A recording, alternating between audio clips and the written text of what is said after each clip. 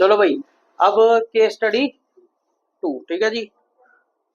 तो case study 2 में जरा पढ़ो, कह रहा Ramesh was asked by one of his friend Aniruddh to find the polynomial whose zeros are this and this.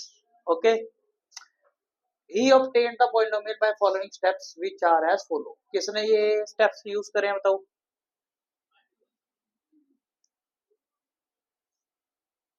किसने यूज करे हैं? अनिरुद्ध ने करे हैं।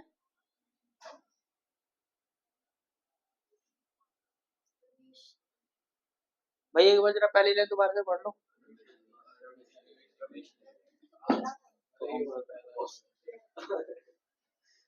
सारे के सारे बोल बच्चन, किसने निकालनी है जी? स्टेप कौन यूज कर रहा है? अल्फा क्या लिया उसने? सही लिया ना अल्फा? देखो -2 अपॉन बीटा क्या लेना था? √3/4। यही है ना, जीरोस है ना ये। क्या लिखा हुआ है यहाँ पे? यहाँ पे लिखा हुआ है जीरोस।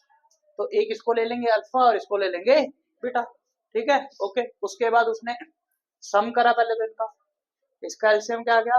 4√3 -8।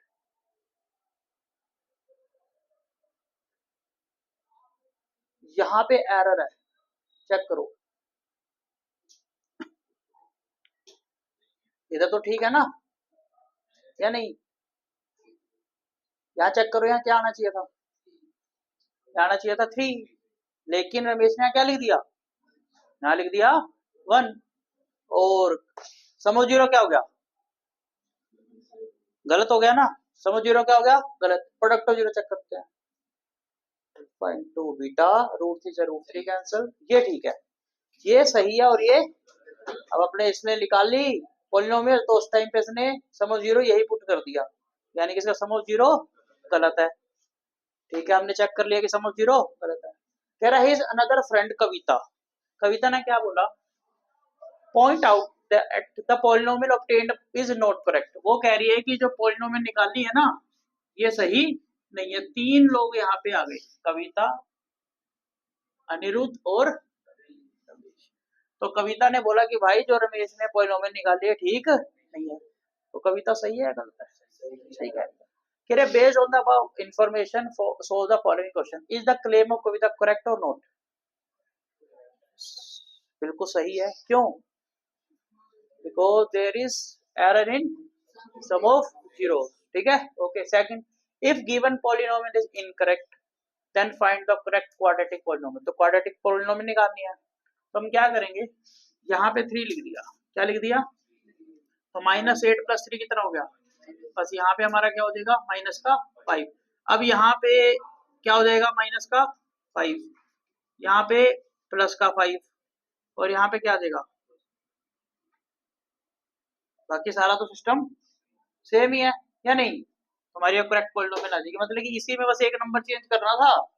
ऐसे ऐसे पेपर में क्वेश्चन आते हैं तुम्हारे फाइनल पेपर के अंदर, बस एक नंबर चेंज करना था, क्वेश्चन का आंसर निकल गया। ठीक है जी। अगला, find the value of alpha square plus beta square.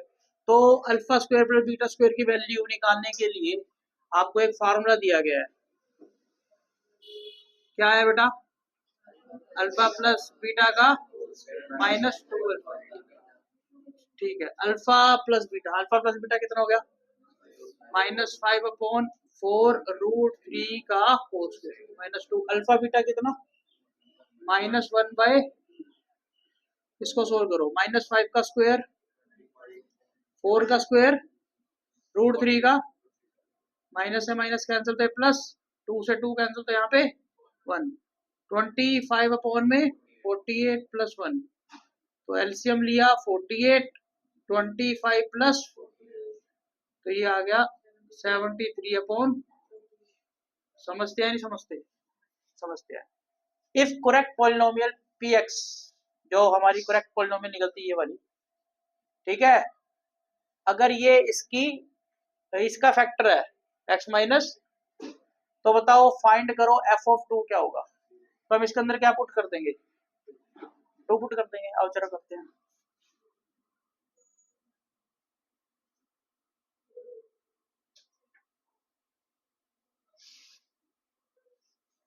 ये करेक्ट पॉलिनोमियल थी हमारी, यहां से उठाई यहाँ लिखी।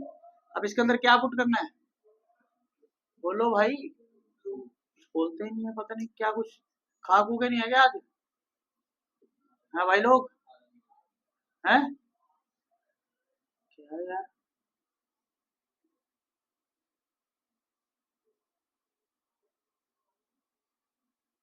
लो बेटे, तो ये हमारे पास क्वेश्चन आ गया, 2 का पुट करके 14√3 + 10। आई बात समझ नहीं आई? ठीक है, चारों क्वेश्चन जो थे समझ आ गए? किसी को डाउट? हाँ जी बोलिए।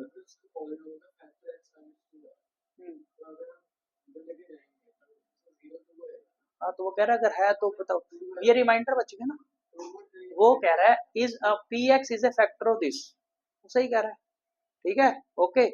अगर करेक्ट पॉलिनोमियल जो है इसका फैक्टर है, आना तो वो 0 आना चाहिए, बात आपकी सही है, लेकिन अब यहाँ पे क्या बच रहा है? यानी कि उसका फैक्टर तो नहीं है, रिमाइंडर बच रहा है, तो ये चक्कर है।